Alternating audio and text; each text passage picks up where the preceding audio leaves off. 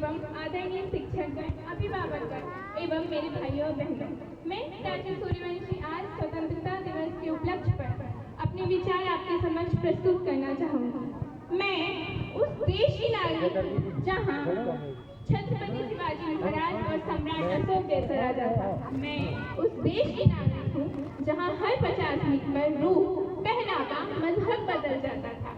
मैं उस देश की नागरिक हूँ जहाँ डाल डाल पर सोने की चिड़िया को पाया जाता था। मैं उस देश की नागरिक हूँ जिसे अपने भूगोल से पहले इस ब्रह्मांड का भूगोल समझ आता था। मैं आज देश प्रेम और राष्ट्र निर्माण के उपलक्ष्य पर अपने विचार आप सभी के सामने प्रस्तुत करना चाहूँगी। आज़ादी का मतलब केवल वही समझ सकता है जिसने कभी गुलामी की हो। हम सौभाग्यशाली हैं कि हमने स्वतंत्र भारत में जन्म लिया। यूँ तो आज़ादी की लोग सन 1857 में ही जल चुकी थी, जो बरसाल बनकर 1947 में हमारे देश को आज़ादी दे गई। प्राचीन, मध्यकालीन और वर्तमान भारत के उदाहरणों से स्पष्ट कहना चाहूँगी कि जब हम फिरंगियों के फेरे में ऐसे फंस गए थे, तब रंग दे बसंती चोला की एक आवाज़ पर टोलों के टोले उमड़ आते थे। वंदे मातरम के नारों पर खून में आने वाला व्यक्ति 5-5 डिग्री का तूफान अंग्रेजी शासकों की जड़ों में तूफान ला देता था।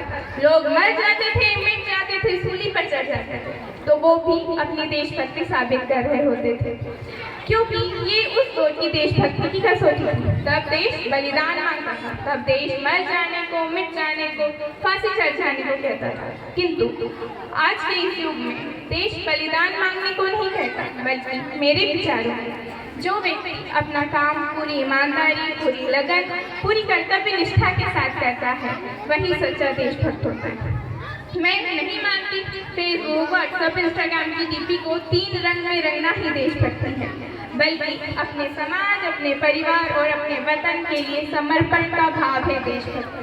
और हर देशद्रोही के जीवन में आने वाला तूफान है हमारी सच्ची देशभक्ति।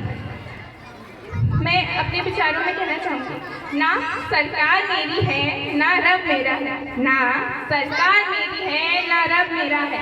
बस इतनी सी बात का गुरूर है मुझे कि मैं भारत हूँ और ये भारत मेरा है। मैं सलाम करना चाहूँगी देश के उन शहीदों को जो दिन रात हमारी रक्षा करने के लिए सरहद पर खड़े होते। मैं सलाम करना चाहूँगी देश के पुलिस विभाग, प्रशासन विभाग और उन किसानों को जो अपना काम पूरी लगन, पूरी ईमानदारी और पूरी कर्तव्य निष्ठा के साथ पूरा करते हैं, जिनके बिना अच्छे राष्ट्र निर्माण की कल्पना भी असंभव सी लगती है। अच्छा राष्ट्र निर्माण तभी संभव हो पाएगा जब हम सब मिलकर प्रयास करेंगे। और हमारी जिम्मेदारी नहीं है देश को आगे बढ़ाने की, देश की जिम्मेदारी नहीं है हमें आगे बढ़ाने की, हमारी जिम्मेदारी है अपने देश, अपने वतन, अपने राष्ट्र को आगे बढ़ाने की। मैं अपनी वाणी को विराम देते हुए कहना चाहूँगी कि भारत महान था, महान है, महान रहेगा। मेरा हिंदुस्तान महान था, महान है, महान रहेगा। होगा हौसला सबके दिलों में बुलंद तो एक दिन पाकिस्तान की जय हिंद रहेगा। एक दिन पाकिस्तान की जय